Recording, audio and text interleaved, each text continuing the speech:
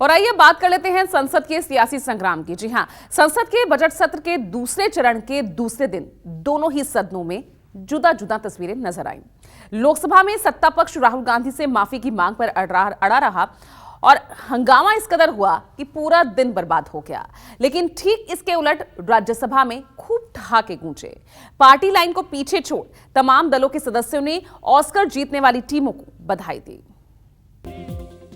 मंगलवार को भी लोकसभा में वही मंजर दिखा जो सोमवार को पेश आया। राहुल गांधी के लंदन वाले बयान पर बीजेपी नेताओं के तेवर तीखे ही बने रहे। सब राहुल गांधी से माफी की मांग पर अड़ गए। कांग्रेस ने भी बीजेपी की मांग को सिरे से खारिज कर दिया। शोरगुल इतना बढ़ा कि स्थिति सभापति के नियंत्रण से बाहर हो गई। चंद मिनट बाद ही सदन की कार्यवाही स्थगित हो गई। सदन चले, मेरी ऐसी मंशा है। चर्चा हो, डिबेट हो, आप अपनी अपनी बात रखें। सदन की कार्रवाई आज दोपहर 2 बजे तक के लिए स्थगित की जाती है। दोपहर बाद भी लोकसभा की सूरत नहीं बदली। सत्ताधारी सांसद राहुल गांधी के माफी की मांग पर अड़े रहे, जबकि विपक्षी सांसद अदानी, महंगाई और बेरोजगारी पर चर्चा की मांग को लेकर हंगामा करने लगे। सदन की कार्यवाही अगले दिन तक के लिए स्थगित हो गई। सभा की कार्यवाही बुधवार दिनांक 15 मार्च 2023 को प्रातः 11 बजे तक के लिए स्थगित की जाती है।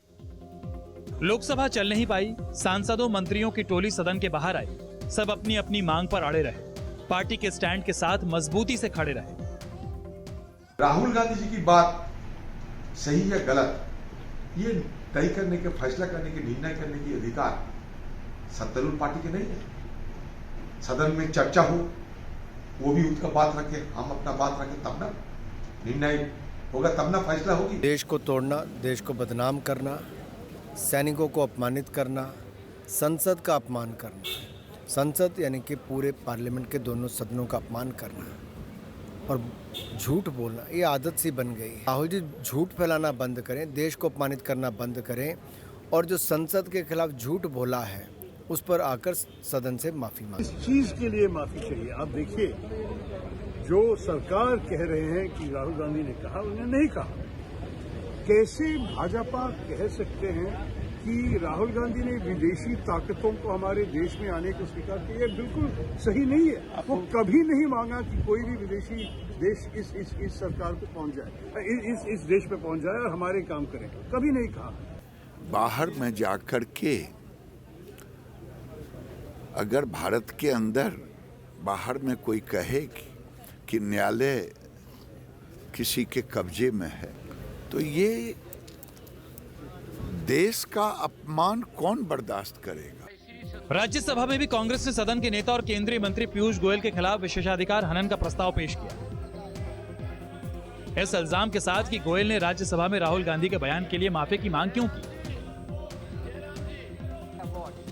लेकिन जैसे ही सदन में ऑस्कर पुरस्कार पर बधाई की बात आई, राजनीति की सारी रंजिशें काफूर हो गई। सबने खुले दिल से आरआरआर और द एलिफेंट विस्पर्स की टीमों को दिल खोलकर बधाई दी। सदन में विपक्ष के नेता ने तो इसी बहाने बीजेपी पर चुटकी भी ले ली।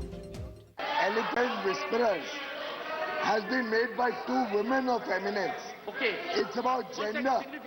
It's a respect for our women of India that both ladies associated with Elephant Whisperers are eminent women, and it's a great mark of recognition for India's women that Elephant Whisperers has got. Particularly first time such an award is given to this Natu and also to the elephants, these things. So both mostly they come from South India. It is great pride for us. Only my request is that the ruling party should not take credit that we have directed, we have written the poem,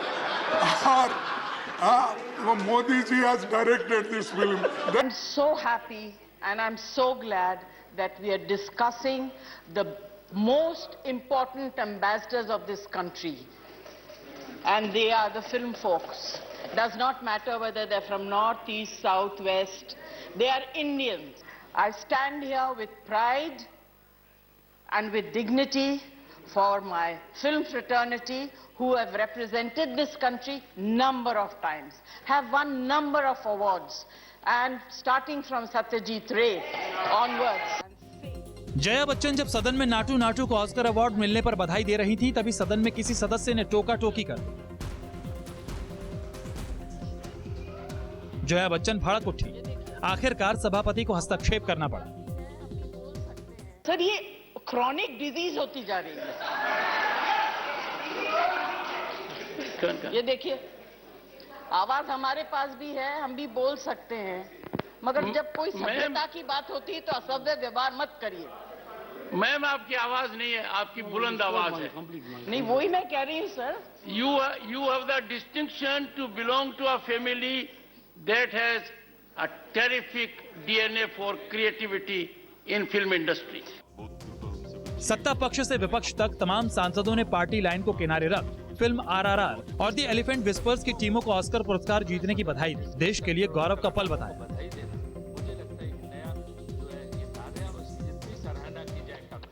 भारतीय film जगत की देश और दुनिया भर में जो धूम मची है, RRR के नाटू नाटू ने न केवल देश बल्कि दुनिया का दिल जीतने का काम किया है। इस तरह की उपलब्धियों को इस तरह सदन में डिस्कस करके उन कलाकारों को बधाई देना, मुझे लगता है एक नया जो है ये कार्य है और इसकी जितनी सराहना की जाए कम है। भारतीय सिनेमा जगत जिसमें दक्षिण उत्तर सब है, ये जिस तरह से विश्व में बढ़ रहा है, वो दिन दूर नहीं जब भारतीय सिनेमा हॉलीवुड को पीछे छोड़ देगा। Composer and the singer, but previously A.R. Rahman, he got that same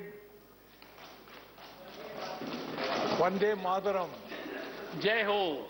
Jai Ho. Jai Ho. So we are proud. As from Tamil Nadu, this is second time, sir. यदि अगर मैं वकील नहीं बनता तो कहीं न कहीं एक्टिंग जरूर करता। मिस्टर थंबी भाई। फिल्म RRR और गुनीत मोंगा की डॉक्यूमेंट्री को जब से ऑस्कर मिला है, हर तरफ उत्साह का माहौल है। पीएम नरेंद्र मोदी ने RRR की टीम को बधाई दी। इस जीत को पीएम ने असाधारण बताया था। ये खुशी का माहौल बनाने का मौका है। ये बहुत अच्छी बात है कि इस तरह की चर्चा, इस तरह के अप्रिसिएशन जो है आज राज्यसभा में हुई और इसके लिए मैं चेयरमैन को बधाई देती हूँ। ये बहुत अच्छी बात है क्योंकि इस देश में सिर्फ पॉलिटिशियंस को नहीं, जो आगे भी इस देश के जो बड़े एम्बेसडर्स हैं उनको भी कहीं ना कहीं क्रेडिट मिलना चाहिए और ड्यू क्रेडिट। लोकसभा और राज्यसभा से इतर टीएमसी ने अदानी मामले पर अपना अलग सियासी चूल्हा जलाए रखा। बापू की प्रतिमा के सामने नारे लिखे तख्तियों के साथ प्रदर्शन किया। कांग्रेस ने भी अदानी का मुद्दा नहीं छोड़ा। पार्टी के यूथ विंग के कार्यकर्ता उपराज्यपाल वीके सक्सेना के आवास के सामने प्रदर्शन करते रहे। जेपीसी जांच की मांग पर अड़े रहे। संजीव त्रिवेदी और कुमार गौरव के साथ रमन कुमार, दिल्ली, News 24।